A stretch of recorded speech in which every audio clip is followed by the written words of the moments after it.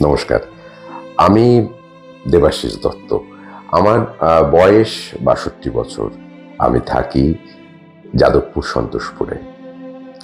লেখাপড়া শেষ করার পর বহুদিন, প্রায় ৩২ বছর আমি কর্মরত ছিলাম। কাজ করেছি অন্যতম একটি সরকারি সংস্থা কোল ইন্ডিয়াতে।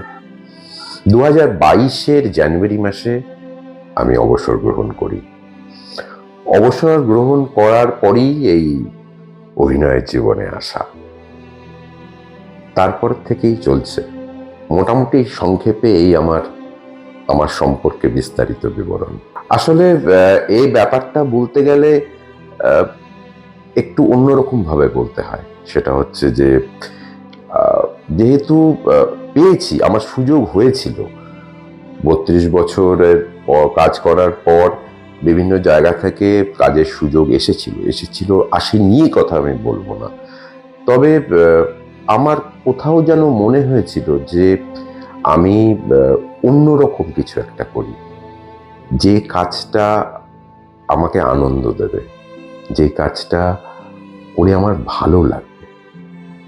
তো আমার মনে হয়েছিল যে এই কাজটা, অভিনয়ের কাজটা আমি চেষ্টা করে দেখতে পারি। তো চেষ্টা শুরু সেই ২০২২ থেকে। বিভিন্নভাবে বিভিন্ন রকমের টেলিভিশন, সিনেমা, ওয়েব সিরিজ, কিছু কাজ করার সুযোগ আমার হয়েছে। তবে যেহেতু আমি সিনিয়র সিটিজেন, সেই জন্য সেই ধরনের কাজই আমি পেয়েছি। এবং যে ধরনের কাজের সুযোগ আমার কাছে এসেছে আমি করার চেষ্টা করেছি। আমার মতো ক্ষুদ্র মানুষ, ওনার সম্পর্কে কি বলবো, উনি সিদ্ধ পুরুষ। ওনার চরণে শতকোটি প্রণাম প্রথমে। হ্যাঁ, এবার যেটা বলছিলাম যে আমি যেহেতু সন্তোষপুরে থাকি, রাম ঠাকুরের আশ্রম আমার বাড়ি থেকে খুব একটা দূরে নয়, খুবই কাছে। এবং ওখানে বিভিন্ন মানুষের পারলৌকিক কাজ হয় এবং সেই কাজগুলোতে ২-৪ বার আমার যাওয়ার সুযোগ হয়েছে। তো সেই সময় আমি মন্দিরের চারপাশ দেখেছি এবং ওখানকার পরিবেশ আমি খুব কাছ থেকে দেখেছি। অসাধারণ পরিবেশ, অসাধারণ জায়গা। ওখানে যে পুণ্যার্থীরা যান, তাদের অনেককেই আমি দেখেছি যে তাদের যে ভক্তিভাব, তাদের মনের যে প্রাণের আনন্দ ঠাকুরের কাছে এসে, সেটা আমাকে খুব আনন্দ দিয়েছে। মনে হয়েছে যেন সবকিছু ছেড়ে ঠাকুরের পায়ে নিজেকে সঁপে দেওয়াই ভক্তদের লক্ষ্য থাকে। আর উৎসবের সময় সেখানে এক, কি বলবো, মহামিলন স্থল। যিনি ভক্ত নন, ধনী গরিব, উচ্চ নিচ, সবাই ওখানে গিয়ে মিলিত হন একসঙ্গে মিলে উদযাপন করেন শ্রী শ্রী রাম ঠাকুরের মহোৎসব। আমার ব্যক্তিগতভাবে খুব খুব ভালো লেগেছে।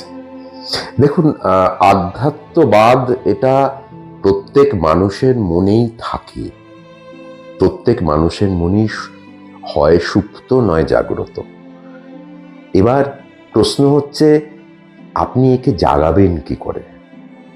জাগানোর সবচেয়ে বড় যেটা উপায়, সেটা হচ্ছে আপনার ভিতরে সেই বোধ বা অনুভূতিটা তৈরি হওয়া। সেটা ঈশ্বরের কৃপা, সেটা ঈশ্বরের মাহাত্ম্য।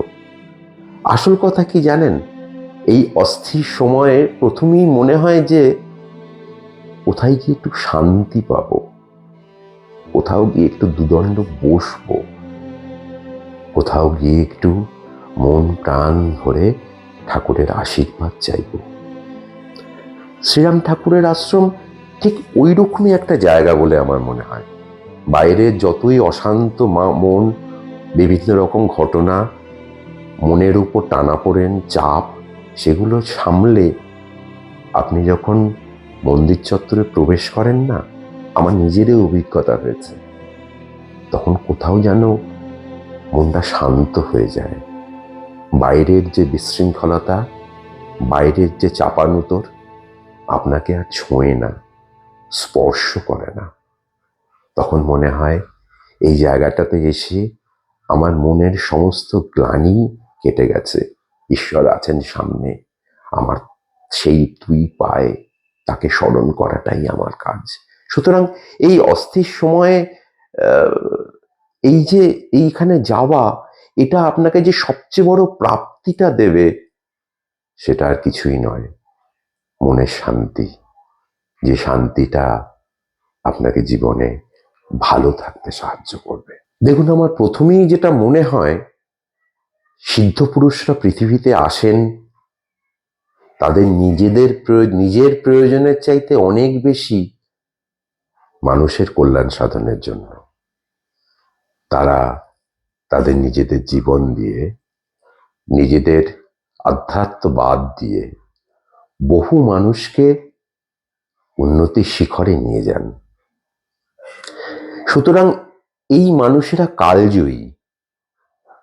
এদের যে প্রভাব, সে প্রভাব থাকে সারা জীবন, এই পৃথিবীর যতদিন না শেষ হবে ততদিন।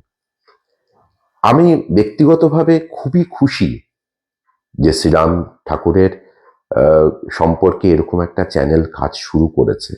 আমার মনে হয় ব্যক্তিগতভাবে বহু মানুষ এতে উপকৃত হবেন এবং এই চ্যানেলের দর্শক হিসেবে নিজেদের ভেতরের তাদের, অর্থাৎ ভেতরে যে মানুষগুলো থাকে তাদের উন্নতি সাধন অবশ্যই সম্ভব এই চ্যানেলের মাধ্যমে।